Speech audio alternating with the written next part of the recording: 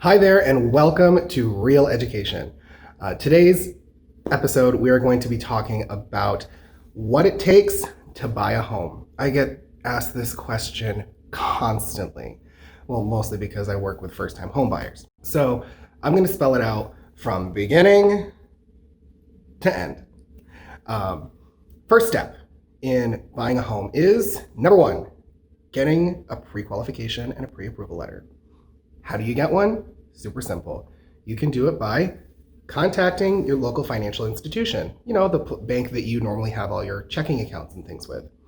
Number two, you ask a realtor, hey, who do you know that can help me get a pre-qualification? I need one.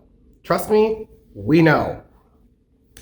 And then there's number three, you can always go through the larger lenders like LendingTree, Quicken Loans. Those places exist as well. On to step two. You already have your pre-qualification. Great. Now what? You find someone like me. Who am I? I'm a realtor. And with that, I will be setting an appointment for a buyer consultation so we can talk about your must-haves, needs, how many bedrooms, how many bathrooms, the whole shebang. So that way I can start finding properties and you can start finding properties as well. This conversation can happen over the phone, it can happen in person, or it can happen over a Zoom video call. Doesn't matter as long as it happens, because trust me, your realtor needs to know what you want in order for them to help you find what you want. Step number three is everyone's favorite part. It's what TV shows are made of, especially on HGTV. It's house hunting time. You and your realtor get to go into all of the houses that are on the market that fit in your budget and your must-haves and what you want. Now, some people say, Jason, I really love this home, but it's the first house I saw. Should I even buy it? What if there's something better? This is a great question because I have had clients go many different ways. I've had clients where they walk in the house, it's the first house they see, but gosh, it feels like home and it's the one for them.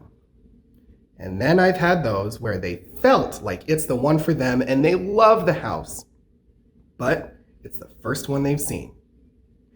And then they say, I don't want to rush. I need to make sure I make the right decision. We go and see 4 or 5 more homes. And by the time they say, nope, the first one was the right one, we go back. First one's gone.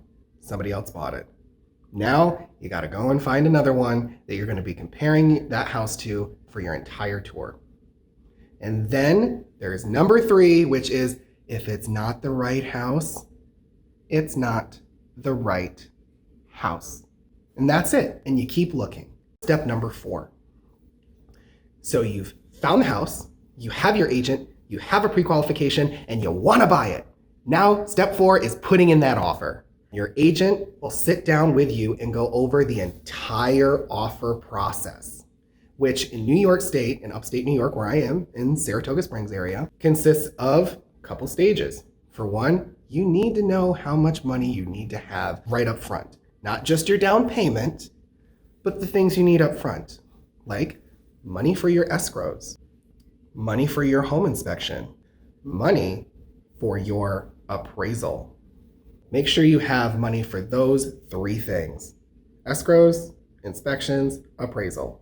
Typically, your agent's going to know exactly how much and consult with you and advise you on how much your escrow should be, typically depending on the home inspector, what it's going to run, including if you are buying a house in like a village where it's municipal water, municipal sewer, everything, you're not going to need a well inspection or a septic inspection. And if you have a septic and a well, you're going to want to have those inspected as well, because frankly, there's nothing worse than buying a brand new house and the septic system backs up and you didn't even know about it. So all of those will be done at the advisement of your agent. After that, we're going to go right in. So you have your money, you're ready. The first stage of the contract, once you get it accepted after negotiations, because we all know that exists, negotiations. And sometimes, let me tell you, if it's priced right and there are many people looking at it, going in lower isn't always the best case. If it's priced properly for the market and you're comfortable with that price point and you think it's worth it, let me tell you, put that offer in as close to asking, if not asking, to secure the fact that this home that you just saw is going to be your home. Now that we have the offer accepted, we go on to step number 5, which is in upstate New York, attorney approval. Attorney approval is done to make sure everything is compliant, because we all know laws change and we all want to make sure that I's are dotted and T's are crossed. So that's why it's reviewed by your real estate attorney. After we're through attorney approval, comes to the inspection contingencies, meaning you have a home inspection. And let me tell you, I have had plenty of times where people say, my Uncle Bob is a contractor. He can inspect the house for free. I don't need to pay anybody. Well, absolutely. With that being said, if there is a significant defect with the home that we want to then go back to the sellers and say, hey, we would like to have this fixed, or this is an issue, we need someone who has a home inspector's license in order for it to hold up in the contract. Otherwise, your uncle can look through the entire house and say, this is wrong, this is wrong, this is wrong, this is wrong, this is wrong. And when we say, hey, his uncle said this is wrong, seller's gonna say, was uncle a home inspector? No, he's a contractor and he's your uncle. So you gotta provide more proof to me. With the home inspector, this is what happens. The home inspector, he or she having that license is going to make it 10 times easier. It's gonna hold water in the contract, which gives you leverage and ability to renegotiate some things or get a credit, have things fixed prior to you moving forward in the contract, or even if it's really bad, canceling the contract altogether and getting your escrow back. Now we're through with inspections, so we're just about halfway through the contract, okay? Then we have what's called the appraisal. The appraisal is going to be done by the lender who's going to be giving you the money, whether that be your financial institution, the mortgage broker is going to have that ordered for you, or the lender. They're going to send an appraiser out there to make sure that their investment is protected and that this property, the price that we negotiated, is worth it. That's just the way it works, because it's I's dotted, T's being crossed. Nobody wants 2008 all over again. So the appraisal comes back, everything's good, depending on your loan, no repairs are needed, and we can move forward. The next part is obtaining mortgage commitment. Now, when it comes to mortgage commitment, you're gonna be doing a lot of the legwork way in the beginning. When you sit down with that pre-approval, your lender's gonna tell you, hey, we're gonna need bank statements, we're gonna need pay stubs, if whatever they need, whether it be cash flow statements, you never know. They're gonna ask for a bunch of things you may not even know you had. And trust me, it may seem stressful, but the best way for you to reduce anxiety is just say, give me a list of everything I need so that way I can get it to you. And once you have that, they may ask for a couple of other things getting updated, and you're gonna say, I already sent you that. Trust me, it's gonna be easier just to send it off and get on with your day. There's no reason to just say, I sent it to you, blah, blah, blah, blah, blah. Just send it, makes everything a lot easier. Once we have mortgage commitment, that means the bank is willing to give you the money, there's funding secured, everybody's committed to this contract, ready to go.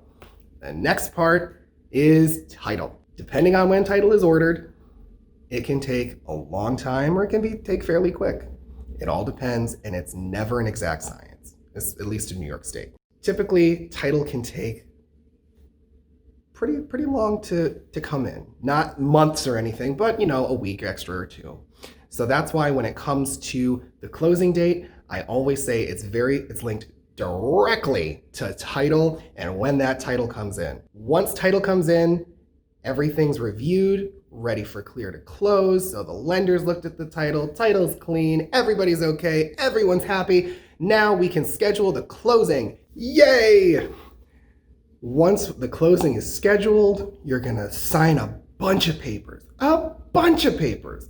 I like to say the joke, trust me, afterwards you're gonna have a little carpal tunnel.